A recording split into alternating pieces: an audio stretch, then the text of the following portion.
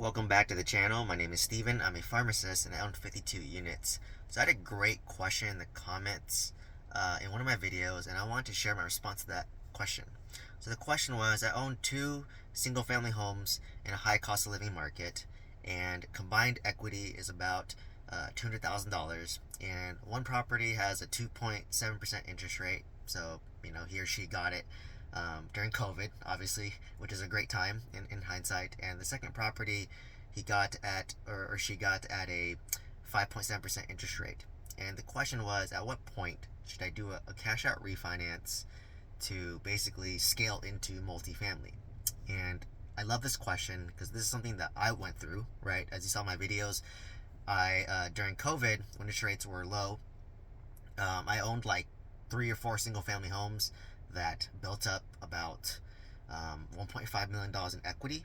And I did a huge cash out refinance where not only did I lower my interest rates from, on average about 4% down to maybe 3.5 or less, depending on the property. So I pulled out $1.2 million, and that's what I used to go buy about 80 units of real estate, right? I bought my mobile home park, which I lost money on. I talked about that in a video. I bought a 26 unit. I have a video on that, and I have my 20 unit. So if you want to learn more about those properties, check out the respective videos on my channel. Don't want to go too much detail. But anyways, I stripped out a bunch of equity. And keep in mind, when you pull out $1.2 million out of your single family or real estate portfolio, what helped me qualify, being transparent, is I have a high income W-2, right? So because of that, obviously, when you pull out $1.2 million, even at like a 3.5% interest rate, your cash flow on those single family homes are going to be negative, right? Because the rents in California are not, that high relative to the cost of the home. So I pulled out $1.2 million to lower my interest rate. I pulled out a bunch of money that's not taxed because it's pulling out loan money, essentially. And from there, I can only sustain that because I have a great credit score and a high income W-2, right? So I could take a $3,000 loss per month because I have a W-2. And I use that to go buy 80 units of real estate, which is now my mobile park, which I sold, my 26 unit, my 20 unit. And the cash flow from those 46 units is roughly around $12,000 to $14,000 a month, depending on the month.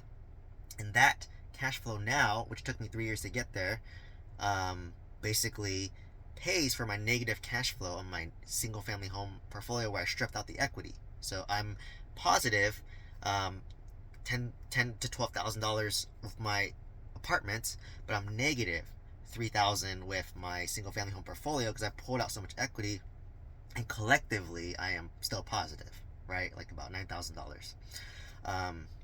So basically, but keep in mind, it took me like 3 years to get there, right? It didn't happen overnight because you have to buy the property, renovate it, bring in new tenants, stabilize it. It's a long process, right? And I took that risk because I wanted to jump from single family, where I felt like I was stuck for a while. I owned 5, and I wanted to scale into multifamily because I wanted more cash flow. I wanted to have economies of scale, right? So, and I wanted to be able to do that while working full time, which is already it's 2 full-time jobs. So that's why I create the mentorship program, the coaching program. It's catered towards those who are working professionals who own single family homes, feel stuck, and they want to scale into multifamily. It's catered for you, right? Because I'm just sharing my blueprint, which I've done to do that model, so you don't have to reinvent the wheel. But in any case, basically, when does it make sense to do a cash out refinance to then scale into multifamily, right? So that's kind of the huge question. And for me, in order to do that, first of all, you have to have a good income, W-2, right? Or from a business, do 1099. Like, you need another source of income to support the fact that you're doing a cash out refinance in a high cost of living market. Most likely you're negative cash flow, right? Or unless you're lucky and you're not negative cash flow. But if you're in a high cost of living market like California, like me, you're definitely going to be negative cash flow.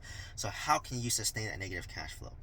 And then once you pull out that money, do you want to affect your interest rates? So in this situation, it's tricky because one is a 2.7% interest rate, which is amazing. Like, that's like inflation. Not even, that's below inflation, right? So losing that loan is a tough pill to swallow. The 5.7% or interest rate, it's not good. It's not bad. I mean, today it's good, right? Interest rates are 7.5%, but like back then it wasn't that great. So 5.7%, it's kind of midpoint, right? Like I would feel at loss losing the 2.7% loan, but the 5.7, it's 50-50 for me, right?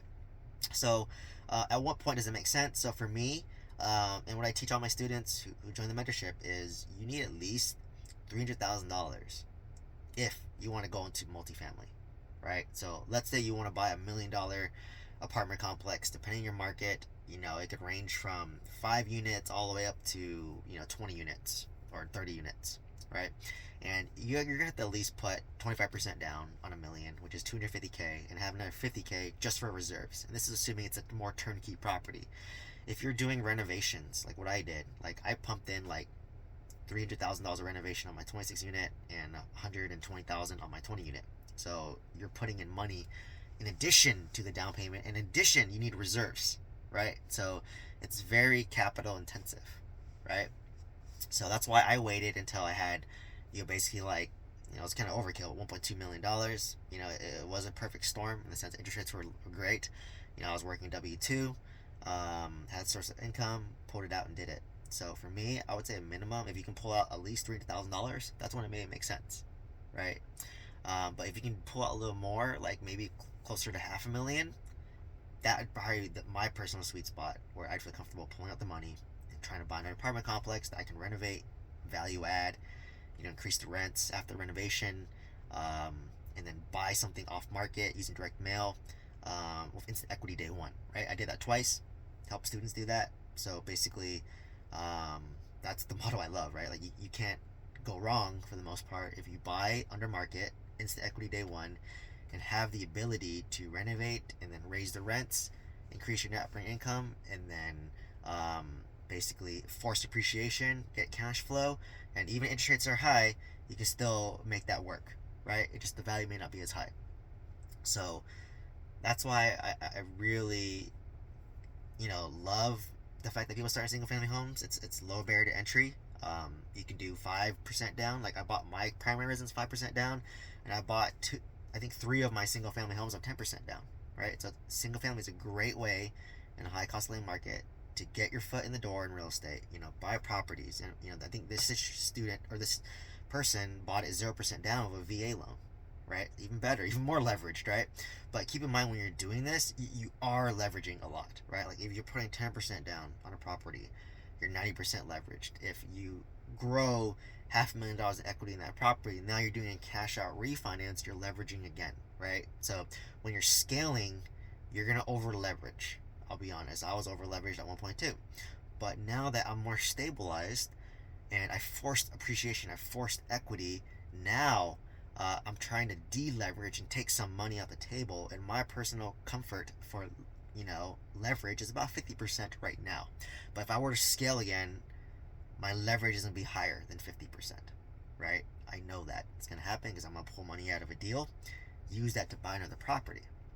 So when you scale, you're a little bit leveraged, but after you've bought a property, you scaled, you want to reassess your debt to equity and then pivot accordingly, right? That's always key. Just know when you scale, you're going to leverage, and then when you stabilize, you want to kind of deleverage. It's different phases. So hopefully this answers your question. Let me know your thoughts. Let me know if you have any questions. If you're interested in the mentorship program, check the link down below. Happy to drop you a discount code if you're serious. And like, comment, subscribe. Share this video with somebody who is thinking of doing a cash out refinance on their single family homes and scaling into multifamily. And I hope to see you next one. Thank you.